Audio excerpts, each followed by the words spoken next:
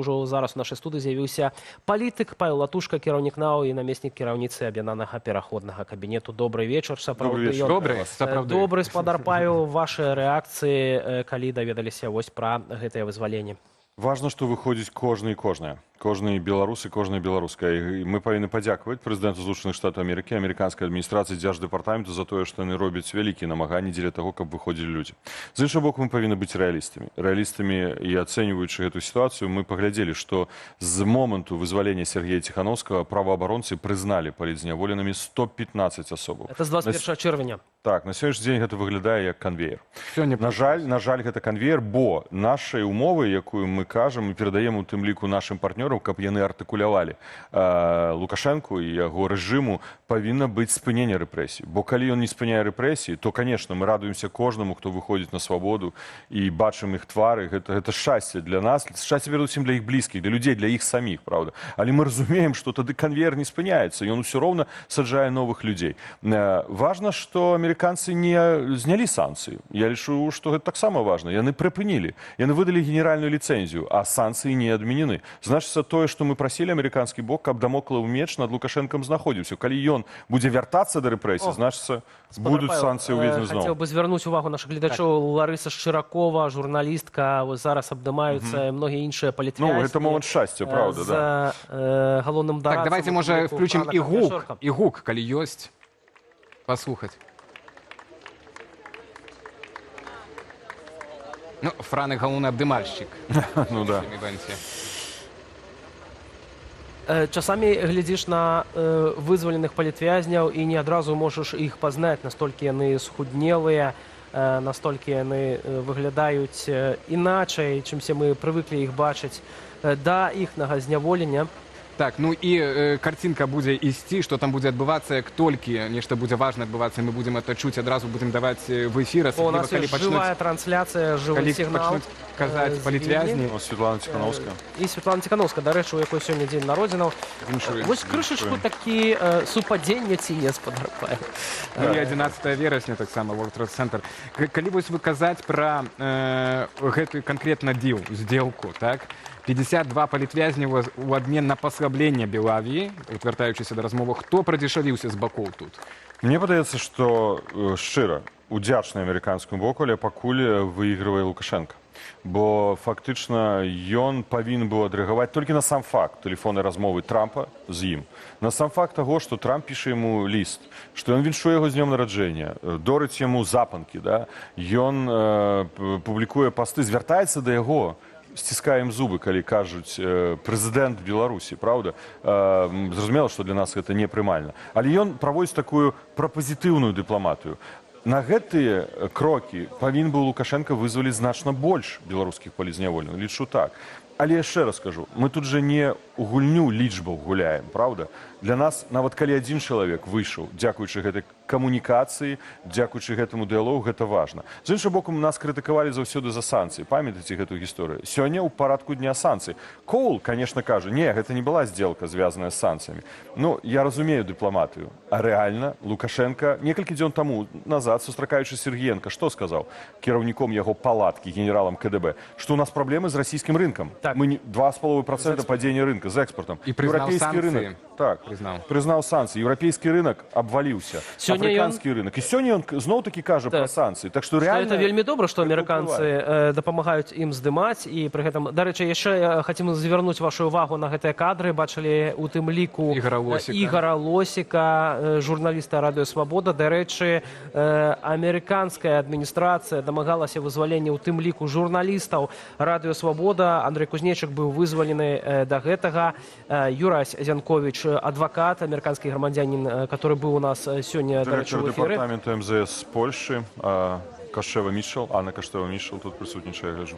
Бачимо на тих кадрах, спадар Павел казав сьогодні Лукашенко про те, що він готовий заключити з Дональдом Трампом глобальну зділку. А чим він може полягати? Давайте відкриємо карти, що, як любить говорити президент Трамп. Глобальна зділка – це утягнути у цю комунікацію зараз європейців. Американські санкції, бо я координатор санкційної політики, розумію, що вони впливові, але не настільки, наколькі би могли допомогти Лукашенку вийти з макроекономічного крызісу. Гэта Белавія, мы бачым прыпыненне, гэта беларускі калій, але калі Літва не прапускае беларускі калій, гэта праблема з лагістыкай, і гэта банкі, частка банкаў. Самы магутны санкцыйны інструмент гэта 14 санкцыйных пакетаў, уведзеных Еўрапейскім саюзам супраць рэжыму Лукашэнкі, і 18 расійскіх, у якіх знаходзяцца таксама беларускія элементы. І вось за гэта зараз будзе весці барацьбу Лукашенка. І ён фактычна, ён адмаўляе Трампу. У мяне зараз уражанне, ён кажа, мне уже недостаткова, что вы мне телефонуете. Мне недостаткова, что вы мне пишете листы. Запанки. Ён хоча уже увесці ў гэтую гульню еўрапейцаў. Але важна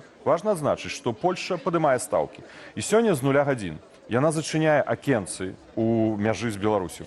Гэта для нас, для беларусаў дрэнна, бо зразумела, мы хочам, каб беларусы камунікавалі з Еўропай. Але з іншага боку, таксама Польша дапамагае адкрыць акно магчымасцяў, у якое трэба ставіць пытанні, улазіць рукой, локцем прасоўваць і казаць, што мы патрабуем вызвалення ўсіх, спынення ўсіх рэпрэсій, дэкрыміналізацыя грамадска-палітычнага жыцця, гэта змены законаў, за якія фактычна Лукашенко саджае людзей, рэпрэсуе людзей, каб незалежныя СМІ маглі працаваць, каб палітычныя партыі маглі працаваць, пазаўрадавыя арганізацыі. Трэба ставіць больш умову, бо ён зараз у цяжкой сітуацыі.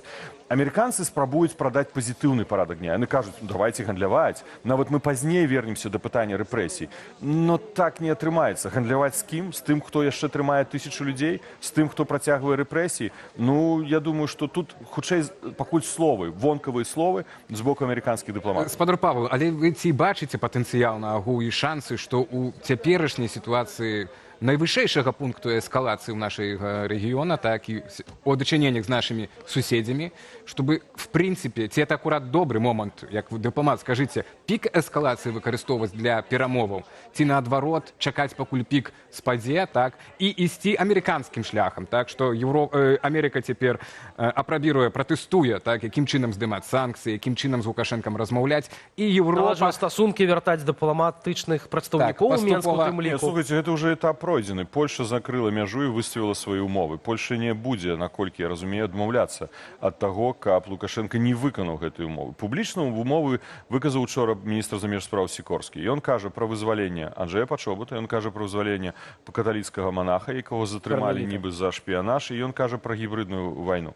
Я меў размову з першым намеснікам міністра замежных спраў Барташэўскім учора і пазаўчора, і заўтра буду мець сустрэчу МЗС Польшы. Для мяне, як для палітыка, для беларуса важна, каб і нашы партнёры ў Польшы і Брусэль устаўлялі ў гэтыя умовы дадатковыя таксама прычыны. Так што ступень эскалацыі сёння не дазволіць таго, каб перайсці, напрыклад, у пазітыўную камунікацыю Польшы з рэжымам Лукашэнкі. Ён павінен выканаць умовы, пасля якіх Польша адмаўляецца ад ультыматуму. Але вось як, на вашу думку, Польша ацаніла ці не ацаніла учорашнія жэсты па выніках дронавай атакі? Так, слухайце, давайте таксама зразумеем, чаго хоча дабіцца Лукашенко. Гэта кажа генерал Муравейка. А хто такі генерал Муравейка? Выпускнік Акадэміі генеральнага штабу ўзброеных сіл Расійскай Федэрацыі. Гэта той генерал, які 2 гады таму назад сказаў, у нас ёсць права зброяй прарубіць акно ў Балтыку, бо супраць нас ідзе эканамічная вайна. Гэты генерал, які расказвае палякам, што я вас інфармую, але пытанне да Лукашэнкі. Калі ён кажа, што ён прэзідэнт, ён пастаянна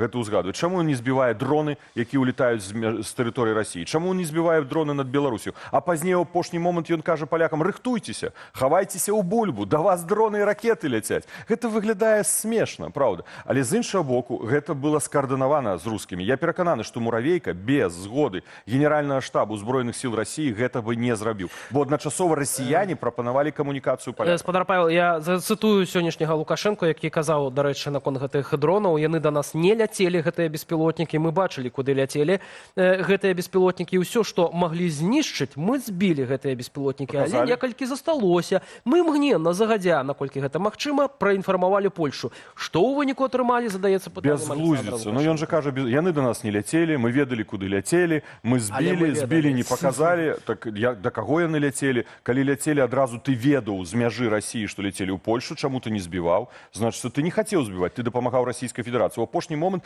ты вырашыў згульняць гульню. Давайте яшчэ зразумеем. Лукашенко кажа пра глобальную здзелку, у тым ліку ў кантэксце вайны з Украінай. Перадусім. І тут ён зноў вяртаецца да гэтага тэзіса, які мы абмяркоўвалі. Мінск-3. Ён хоча дамагчыся. А што ў гэтым кепскага? Не сёння, не заўтра, можа праз паўгады, каб Мінск-3 адбыўся ў Беларусі. Але напрыклад, мы разумеем, што гэта скарыстае Лукашенко для падняцця сваёй суб'ектнасці, Ну так. для прызнання.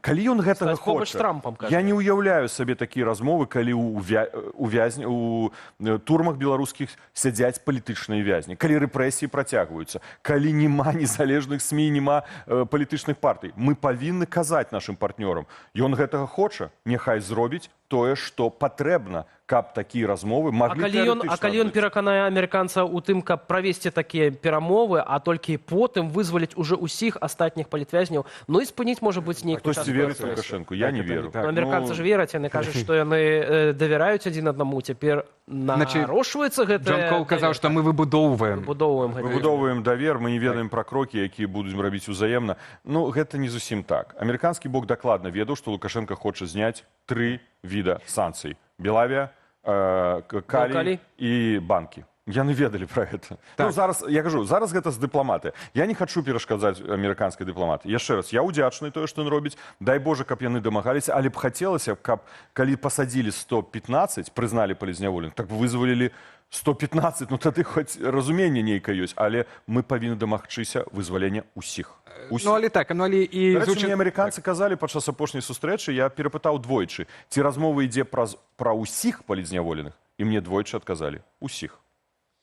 Толькі так, калі вось гэты трэк, які мы маем цяпер, амерыканскі, што па кроплі на некалькі месяцаў, так, ну і будзем шчыра, ну, гэта паслабленне для Белавіі, так, ну, там не нейкая супер... Яны змогуць атрымліваць што? Яны могуць абслугоўванне, гэта з пункту гледжання бяспекі добра, яны могуць запчасткі купляць ліцэнзаваных кампаній, ліцэнзаванае абслугоўванне, але на маёмасць Белавія не зняты санкцыі, і гэта выдача ліцэнзіі, а гэта не азначае адмена санкцый. У любы момант, калі Лукашенко парушае гэтай дамоўленасці, амерыканцы могуць... А ён можа нейкім чынам выбудаваць такую схему, каб амерыканцы гэта не засяклі і прадаваць гэтыя запчасткі ў тым ліку Расіі? Ну, тэарэтычна ўсё магчыма, абыход санкцый да гаспадара Івашкевіча пытанне, ён пра гэта раскажа. Але гэта таксама, мне як бы выключае гэта з логікі прэзідэнта США, які заклікаў недаўна на днях Еўрапейскі Саюз увесці дадатковыя моцныя санкцыі на тавары з Китая і з Індыі, каб узмацніць ціск на расійскую федэрацыю. Канешне, Белавія гэта не той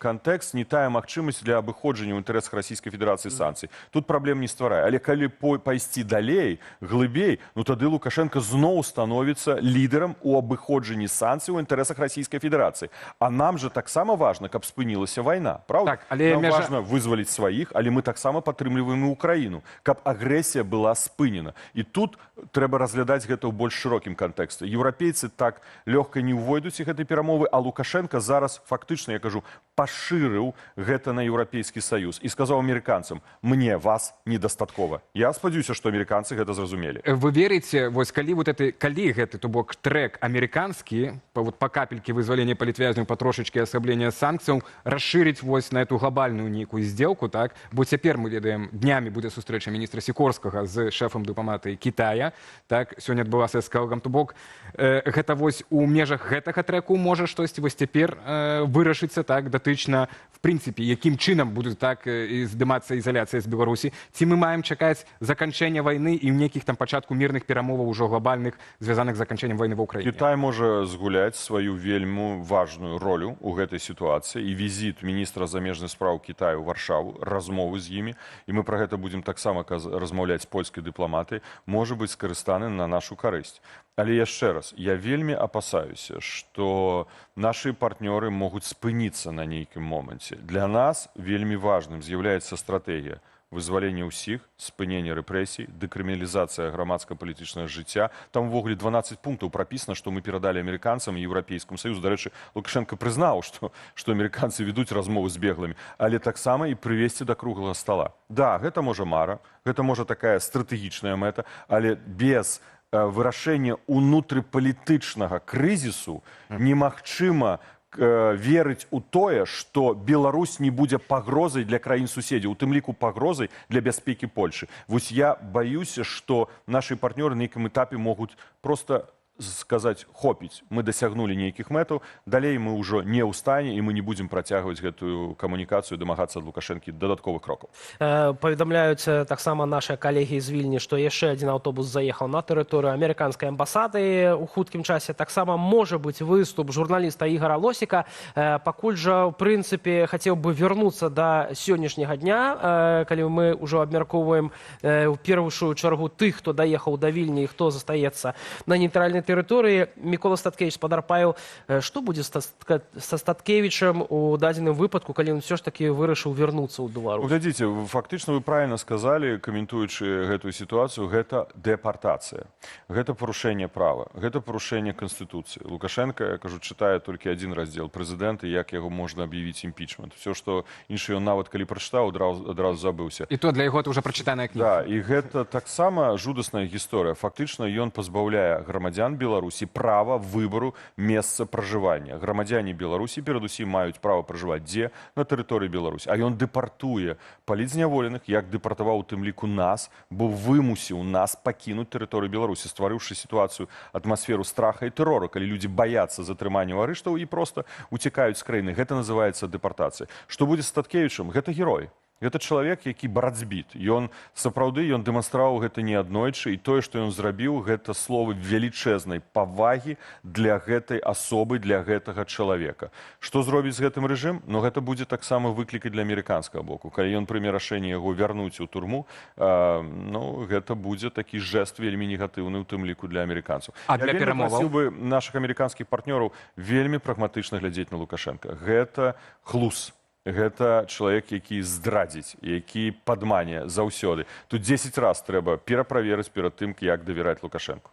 Алесь Бяляцкі так і не выйшаў на волю. Мы так разумеем, это будзе прадмет здзелкі вот ўжо наступнай. Глобальная, як кажа Лукашенко. У тым ліку Анджэй Пачобут. Вось у меня сёння было шмат, больш 20 інтэрв'ю польскім сродкам масавай інфармацыі. Все пыталіся пра Анджэя Пачобута. Мы павінны разумець, гэта як ас у рукаве, да? Гэта карта, якую ён хоча выкарыстаць. Чаму ён? Чаму для Лукашенко это такое важное? Разумееце, тут вось заўсёды гэтая дылема. Вось глядзіце, нам баліць сэрца за палітзняволеных. І мы падымаем у публічнай прасторы чалавека, прозвішча. Мы кажам пра Бабарыка, пра Калеснікаву, пра Пачобута. Мы падымаем як бы інфармацыйную увагу да іх.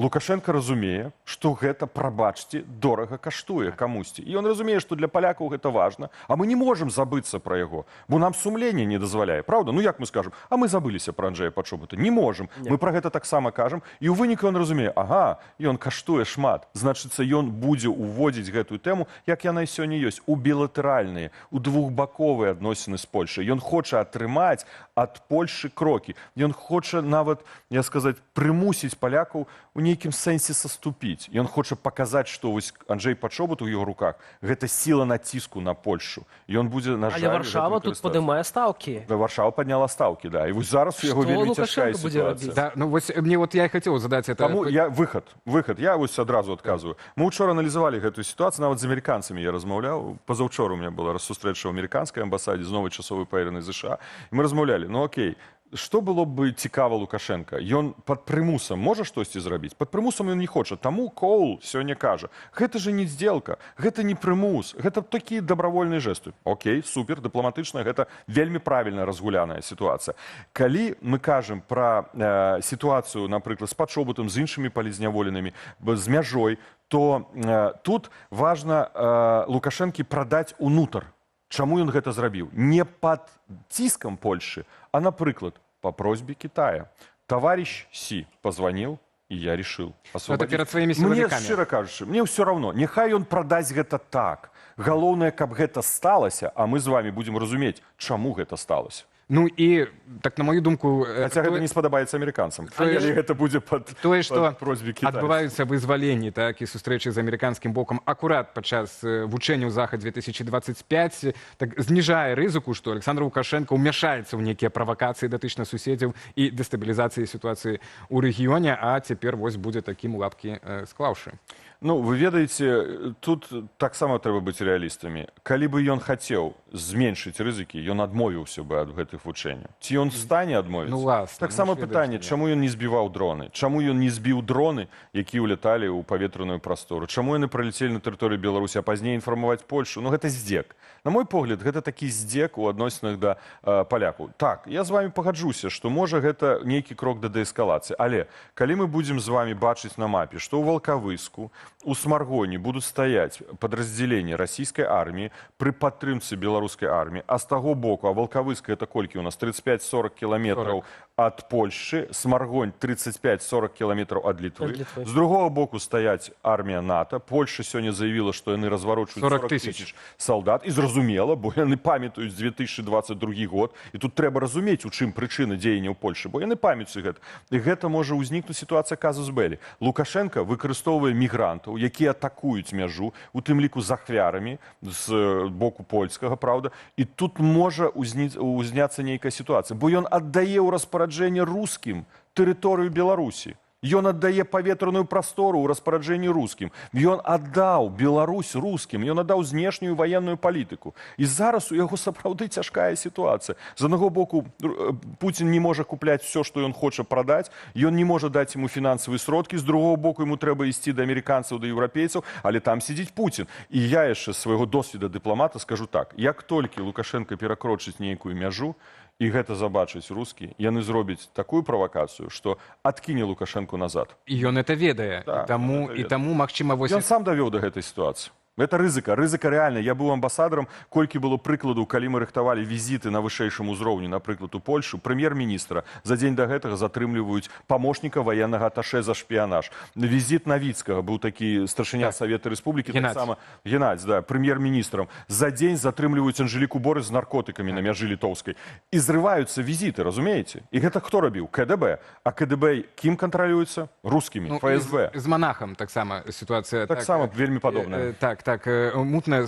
Спадар Павел, то, на вашу думку, у дадзенай сітуацыі демократичные силы, бо днями якраз Карбалевич написал, что вот в этом во всем эскалации так демократичные силы ни на что не ўплываюць. Неправда, не згодны, не мае рацыю. Я сапраўды вельмі здзіўлены такім выказваннем паважанага чалавека. Ну, прабачце, калі мы вялі гэтую камунікацыю, я асабіста сустракаўся, размаўляў з спадаром Смітам. Я не буду ўжо казаць пра Святлану Ціханаўскую, колькі разоў. Мы не перацягваем коўдру на сабе. Размаўлялі ўсе, хто мог. І тут не пытанне заслуг кагосьці, ні маіх, ні Ціханаўскай, ні кабінета, ні карцыны рады. Пытанне справы, што людзі ўваходзяць. Я адразу кажу, не трэба казаць, што хтосьці на сябе цягне коўдру. Таму тут ён не мае рацыю, гэта раз. Другое, амерыканскі бок, як я вам толькі што сказаў. Пазаўчора сустрэча з часовай паверанай.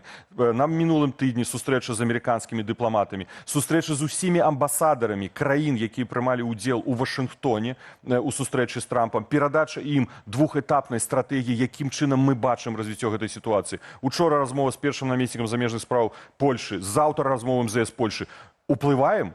Так. Уплываем на 100%? Не. Ну, давайте будем реалистами, нават у дыпламатыі гэта немагчыма. Павел Павлович, вы казалі пра гэтыя дылемы і тупік, так, эту цуцкманг, ці там што-кольвек, у якой сітуацыі цяпер апынуўся Александр Лукашенко. І ён ужо вылазіў з падобных сітуацый 2014, так, але дзякуючы камандзе, дзякуючы Владзіміру Макею, вы тады былі ва ўрадзе.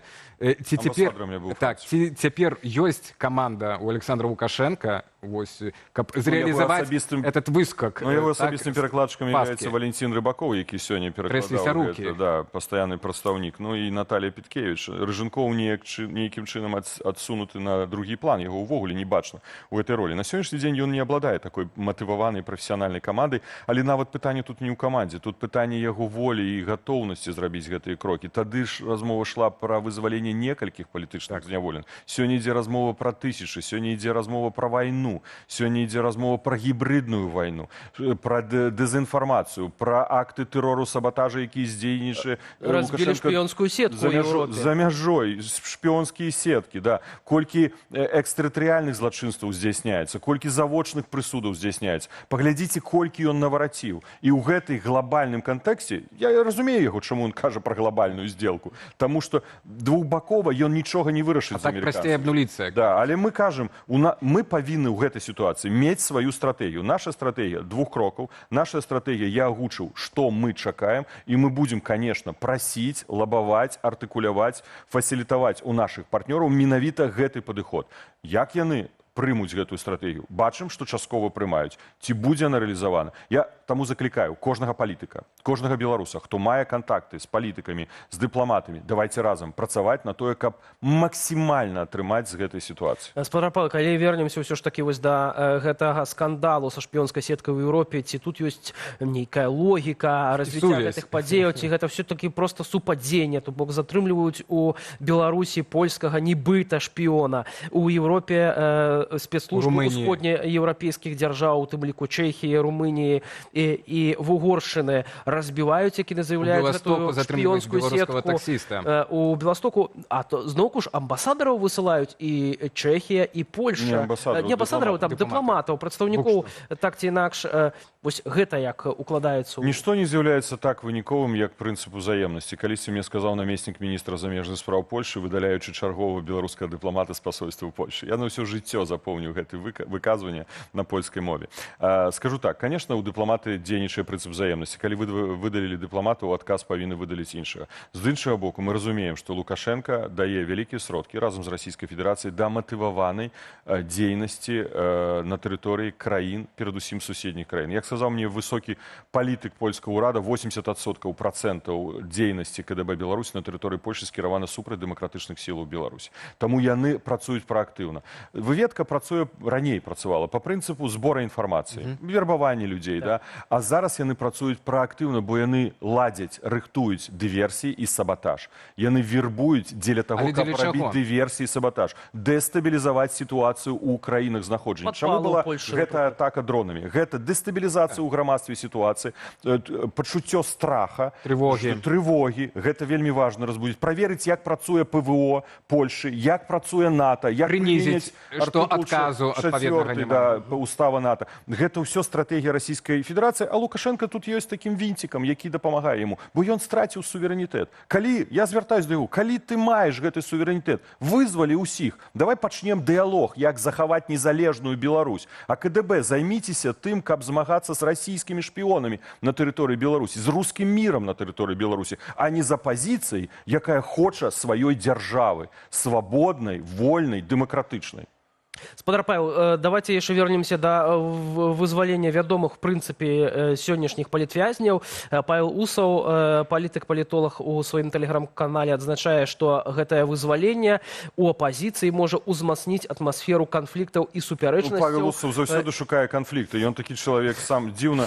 Ён быў у нашай камандзе, заўсёды быў вельмі станоўчы, вельмі канструктыўны, а зараз у яго ўсё дрэнна, ўсё крытычна, і ўсюды ён бачыць праблемы. Але тым не менш, маўляў, улады і робяць на гэта разлік. Я скажу так, я буду шчаслівы, калі побач будзе шмат лідараў, які будуць змагацца з гэтым рэжымам, які будуць публічныя, які будуць не толькі гаварыць, але рабіць, запашваць гэтыя санкцыі, прыцягваць Лукашэнку да адказнасці, рабіць інфармацыйную працу ўнутры Беларусі. Да дай Божа, я шкадую, што ў 2020 годзе з урада не зайшло 5 міністраў. Прабачце, я быў былым міністрам, а калі б сядзела зараз тут яшчэ 5 членаў урада, можа, ў той момант нават бы адбыўся разлом. А чаму гэта не адбылося? Хіба што гэта асноўнае пытанне. Ён заўсёды хоча шукаць тут нейкае падвоенае дно. Залежыць усё ад чалавека. Конечно, я не магу даць руку, што хтосьці, хто выйдзе, не пачне нас крытыкаваць. Пачне, мае рацыю. Ён адседзеў гэтыя 5 гадоў. Ён мае рацыю крытыкаваць. Канструктыўная крытыка і гатоўнасць працаваць, нават не пытанне разам, а працаваць, менавіта працаваць, рабіць штосьці, каб знішчыць гэты рэжым у Беларусі. Дай Божа.